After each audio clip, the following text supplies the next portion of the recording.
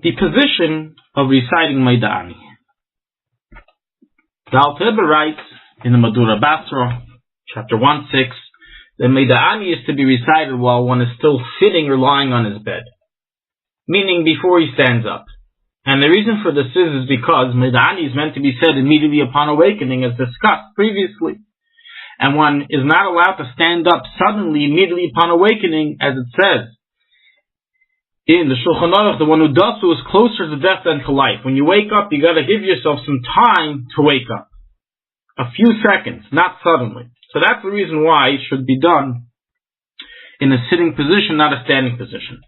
Even upon sitting up on the bed, one should not place his feet on the ground, as we will discuss in later halachis, due to a Hasidic teaching and tradition that we have, that we don't put our feet on the ground until we wash Negel Wasser in the morning.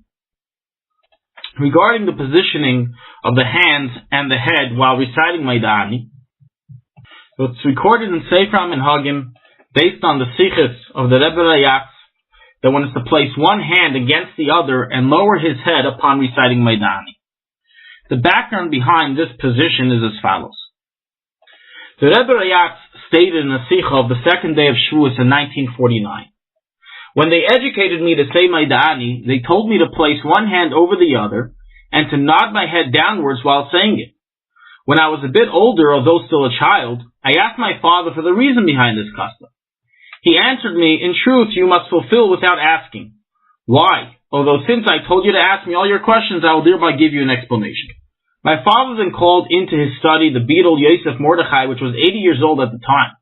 He asked him how he says Modeh Ani, and he answered that he approximates his two hands together and lowers his head. The Rebbe Rashab then asked him, why does he do so? And the beadle answered, I don't know, but that is how I was taught to do so since I was a child.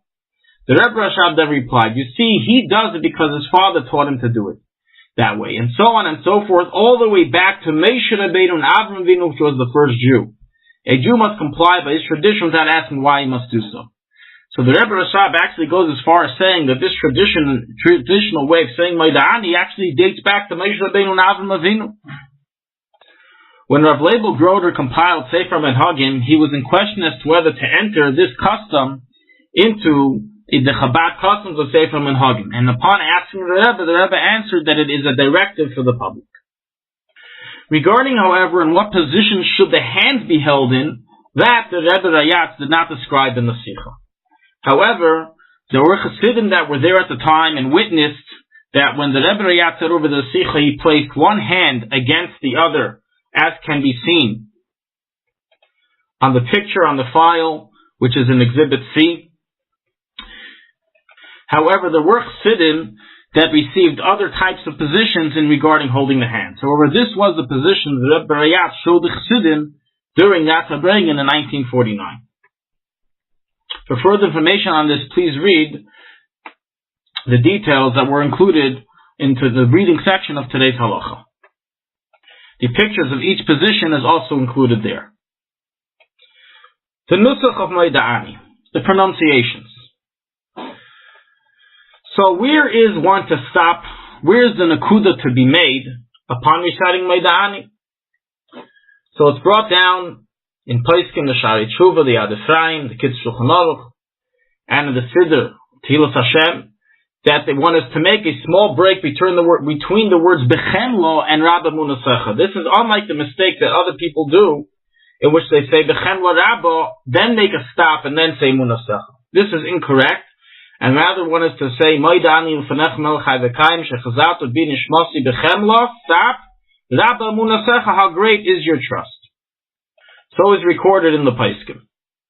Regarding the nusach, the pronunciation that women are to say, whether they should say Modeh Ani or Moido Ani, the Rebbe will address this question. It's printed in Likutei Sichos, volume 24, page 410. And the Rebbe answered that one should recite in accordance to their custom of the community. And from here we also see something interesting, that not all the nuschais written in the Siddur are exact and are meant for woman to say, and rather each woman is to follow the custom of her community that she was brought up in, that she follows. The Payil, it's written in Alicha Shlomo Zalman Auerbach that women are to say Moidah and not Moideh, However, as we said in the Rebbe's reply, every woman has to follow the custom that she was brought up with and the custom of her community.